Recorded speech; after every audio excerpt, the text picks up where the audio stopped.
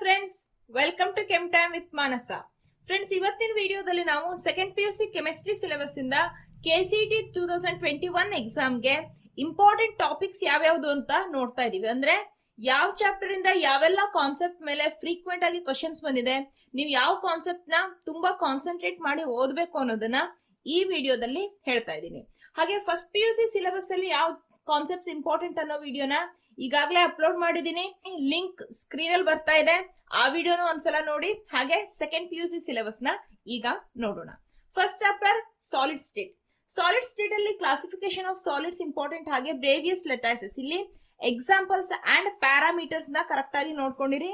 Then defects ಅಲ್ಲಿ usually right or wrong statement ನ pick ಮಾಡುವಂತಹ ಕ್ವಶನ್ಸ್ ಬರುತ್ತೆ.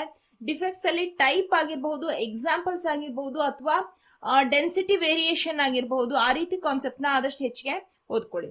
ದೆನ್ ಸಾಲಿಡ್ ಸ್ಟೇಟ್ ಇಂದ ಯೂಶುವಲಿ ನ್ಯೂಮರಿಕಲ್ ಪ್ರಾಬ್ಲಮ್ಸ್ ಬಂದೇ ಬರುತ್ತೆ.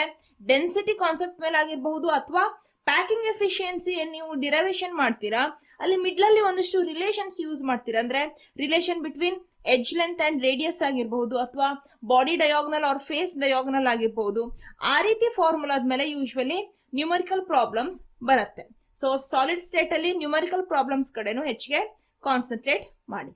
ನೆಕ್ಸ್ಟ್ ಸೊಲ್ಯೂಷನ್ಸ್ ಅಲ್ಲಿ example for different types of solutions ನೋಡ್ಕೊಳ್ಳಿ. ಅಂದ್ರೆ ಇಲ್ಲಿ ideal and non ideal solutions ಆಗಿರಬಹುದು, ಅಥವಾ minimum and maximum boiling azeotropes ಆಗಿರಬಹುದು, ಐಸೋಟಾನಿಕ್ ಸೊಲ್ಯೂಷನ್ಸ್ ಆಗಿರಬಹುದು. ಈ ತರ ಡಿಫರೆಂಟ್ ಟೈಪ್ಸ್ ಆಫ್ ಸೊಲ್ಯೂಷನ್ಸ್ ನ ಏನ್ ಚಾಪ್ಟರ್ ಅಲ್ಲಿ ಮೆನ್ಷನ್ ಮಾಡಿದ್ದಾರೆ, ಅದಕ್ಕೆ ಎಕ್ಸಾಂಪಲ್ಸ್ ಅಂಡ್ ರೀಸನ್ ನೆನ್ಪಿಟ್ಕೊಂಡ್ರೆ ಒಳ್ಳೇದು. ಹಾಗೆ ಈ ಚಾಪ್ಟರ್ ಅಲ್ಲೂ ನ್ಯೂಮರಿಕಲ್ ಪ್ರಾಬ್ಲಮ್ಸ್ ಬರುತ್ತೆ.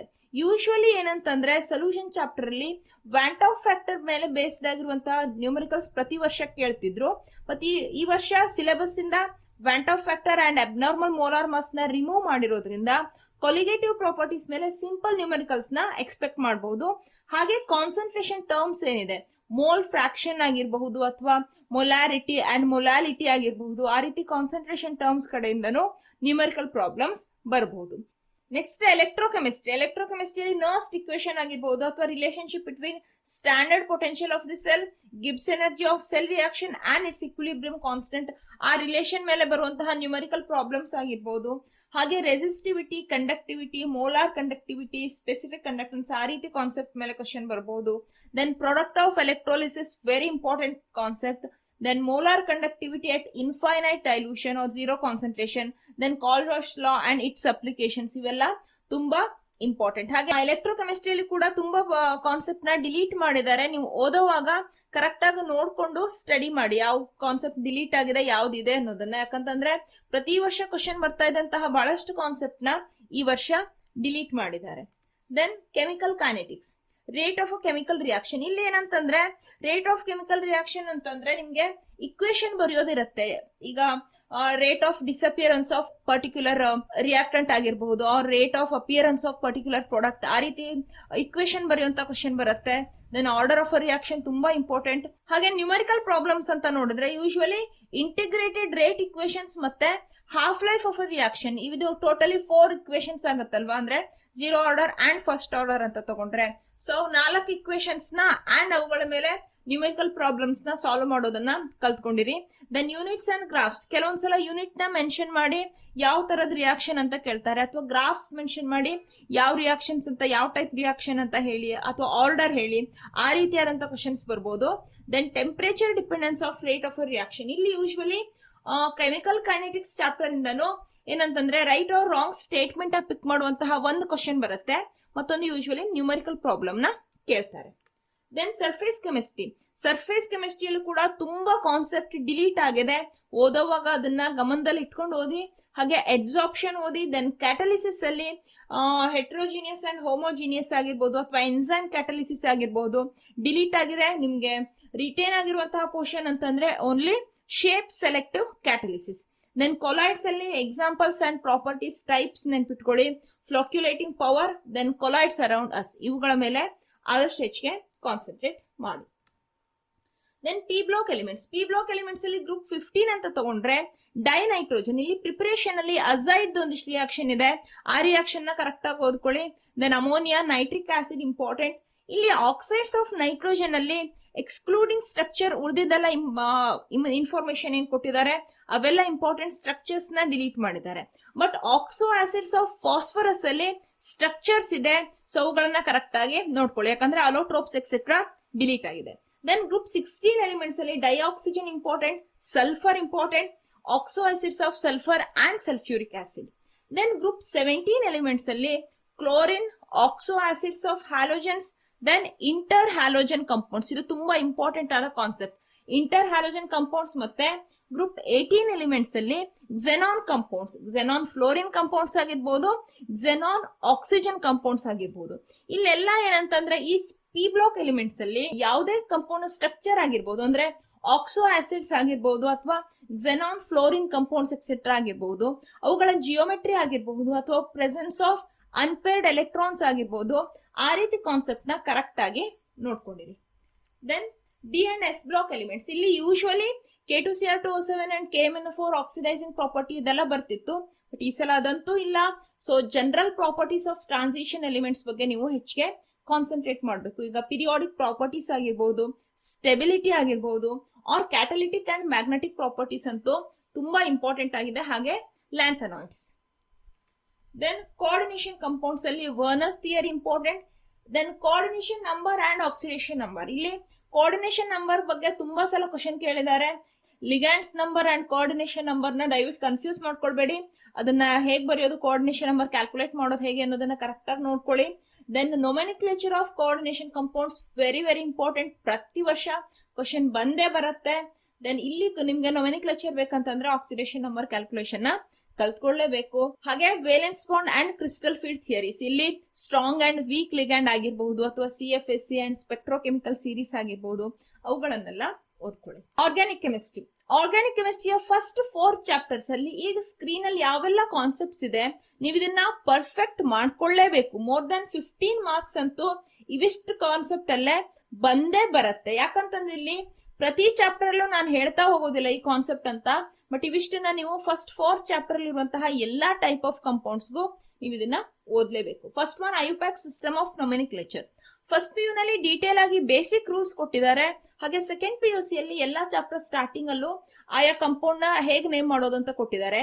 ಇದೇನ್ ನೀವು ತೀರಾ ಮೆಮೊರೈಸ್ ಮಾಡುವಂತಹ ಕಾನ್ಸೆಪ್ಟ್ ಅಲ್ಲ, 1-2 ಸಲ ಓದಿದ್ರೆ ನಿಮ್ಗೆ ಆರಾಮಾಗಿ ಅರ್ಥ ಆಗ್ಬಿಡತ್ತೆ. ಸೊ ನೊಮೆನಿಕ್ಲೇಚರ್ ನ ಕಲ್ತ್ಕೊಳ್ಳಿ. ಒಂದು ಡೈರೆಕ್ಟ್ ಆಗಿ ಕ್ವಶನ್ ಬರುತ್ತೆ ನೊಮೆನಿಕ್ಲೇಚರ್ ಬಗ್ಗೆ, ಒಂದ್ ವೇಳೆ ಬಂದಿಲ್ಲ ಅಂತಂದ್ರು ನಿಮಗೆ ಕೊಟ್ಟಿರುವಂತಹ ಕ್ವಶನ್ ಅರ್ಥ ಆಗ್ಬೇಕಂತಂದ್ರೆ ಯಾವ್ದಾದ್ರು ಕಂಪೌಂಡ್ ನೇಮೇ ಕೊಟ್ಟಿರ್ತಾರೆ, ಸ್ಟ್ರಕ್ಚರ್ ಅಂತೂ ಹಾಕಿರೋದಿಲ್ಲ ಎಲ್ಲಾ ಕಂಪೌಂಡ್. ಸೊ ನೊಮೆನಿಕ್ಲೇಚರ್ ನ ನೀವು ಕಲ್ತ್ಕೊಳ್ಳೇಬೇಕು. Then named and special reactions, ಯಾವುದೇ ಚಾಪ್ಟರ್ ಅಲ್ಲಿ ಒಂದಿಷ್ಟು ನೇಮ್ಡ್ ರಿಯಾಕ್ಷನ್ಸ್ ಇದೆ ಅಂತಂದ್ರೆ ಫಸ್ಟ್ ನೀವು ಪರ್ಫೆಕ್ಟ್ ಮಾಡ್ಕೊಳ್ಬೇಕಾಗಿರೋದು ನೇಮ್ಡ್ ರಿಯಾಕ್ಷನ್ಸ್ ನ.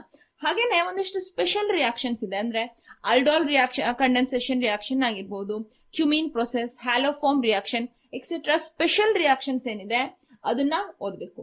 Then test for functional groups, ಅಂದ್ರೆ ಕ್ವಾಲಿಟೇಟಿವ್ ಅನಾಲಿಸಿಸ್ ಅಲ್ಲಿ ನಾವು ಫಂಕ್ಷನಲ್ ಗ್ರೂಪ್ಸ್ ನ ಪ್ರೆಸೆನ್ಸ್ ಗೋಸ್ಕರ ಯಾವೆಲ್ಲ ಟೆಸ್ಟ್ ಮಾಡ್ತೀವಿ. ಫಾರ್ ಎಕ್ಸಾಂಪಲ್ ಆಲ್ಕೋಹಾಲ್ಸ್ ಗಾದ್ರೆ ಲುಕಾಸ್ ರಿಯೇಜೆಂಟ್ ಟೆಸ್ಟ್ ಆಗಿರ್ಬೋದು, ಅಥವಾ ಆಲ್ಡಿಹೈಡ್ಸ್ ಅಂಡ್ ಕೀಟೋನ್ಸ್ ಡಿಸ್ಟಿಂಗ್ವಿಶ್ ಮಾಡೋಕೆ Fehling solution test, Tollens reagent test ಅವು ಆಗಿರ್ಬೋದು, ಅಥವಾ ಅಮೈನ್ಸ್ ಅಲ್ಲಿ carbylamine and Hinsberg reagent test ಆಗಿರ್ಬೋದು. ಆ ರೀತಿಯ ಟೆಸ್ಟ್ ಗಳನ್ನ ನೀವು ಕರೆಕ್ಟ್ ಆಗಿ ನೋಡ್ಕೊಳ್ಳಿ. ಇಲ್ಲಿ ಟೆಸ್ಟ್ ಫಾರ್ ಫಂಕ್ಷನಲ್ ಗ್ರೂಪ್ಸ್ ಅಂತಂದ್ರೆ ಒಂದು ಟೆಸ್ಟ್ ನೇಮ್ ಎಕ್ಸೆಟ್ರಾ ಆಯ್ತು. ಹಾಗೇನೆ ರಿಯೇಜೆಂಟ್ಸ್ ತುಂಬಾ ಇಂಪಾರ್ಟೆಂಟ್, ಪ್ರತಿ ಸಲನೂ ರಿಯೇಜೆಂಟ್ಸ್ ಬಗ್ಗೆ ಕ್ವಶನ್ ಬರುತ್ತೆ. ಹಾಗೆ ಅಬ್ಸರ್ವೇಷನ್ ಕೂಡ, ಅಂದ್ರೆ ಪ್ರೈಮರಿ, ಸೆಕೆಂಡರಿ ಅಂಡ್ ಟರ್ಷರಿನ ಡಿಸ್ಟಿಂಗ್ವಿಶ್ ಮಾಡೋಕೆ ನಾವು ಅದನ್ನ ಯೂಸ್ ಮಾಡ್ತೀವ.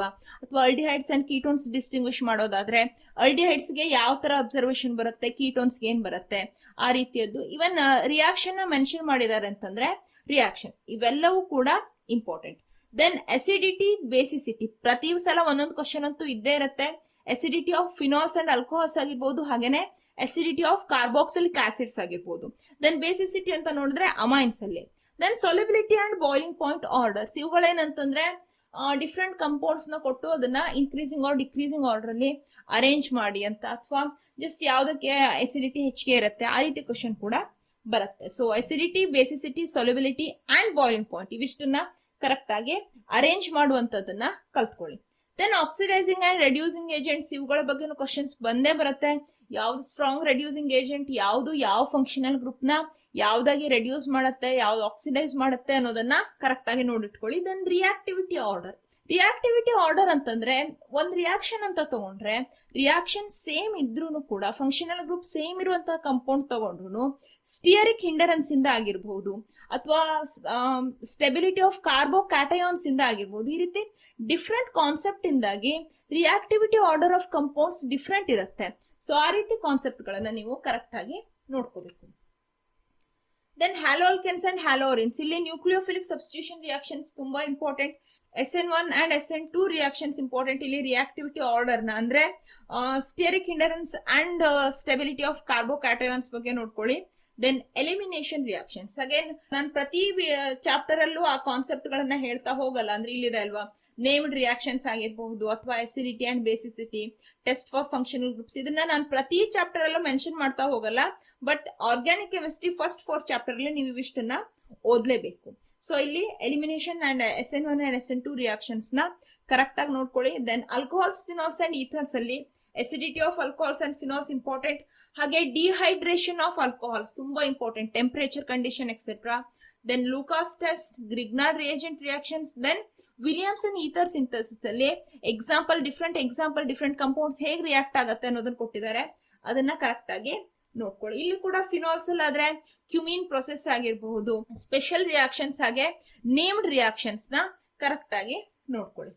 Then aldehydes, ketones and carboxylic acids, ಇಲ್ಲಿ test for distinguish aldehydes and ketones ತುಂಬಾ ಇಂಪಾರ್ಟೆಂಟ್. ಹಾಗೆ oxidation and reduction of this compounds ಕೂಡ ಇಂಪಾರ್ಟೆಂಟ್ ಇದೆ.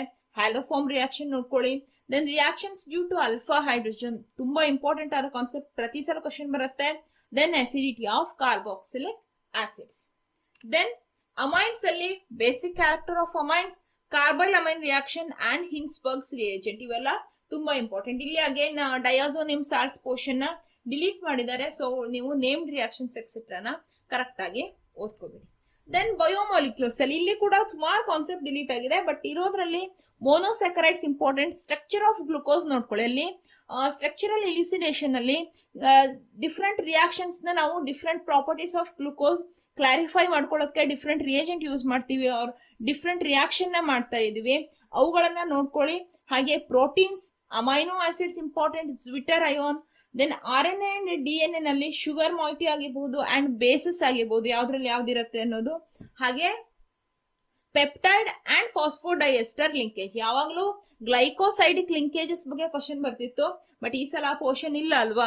ಪೆಪ್ಟೈಡ್ ಅಂಡ್ ಫಾಸ್ಫೋಡೈಎಸ್ಟರ್ ಲಿಂಕೇಜಸ್ ಬಗ್ಗೆ ಕರೆಕ್ಟ್ ಆಗಿ ನೋಡ್ಕೊಳ್ಳಿ. ಸೊ ಫ್ರೆಂಡ್ಸ್, ಇವಿಷ್ಟು ಸೆಕೆಂಡ್ PUC ಸಿಲೆಬಸ್ ಅಲ್ಲಿ ಓದ್ಲೇಬೇಕು ಅನ್ನುವಂತಹ ಕಾನ್ಸೆಪ್ಟ್.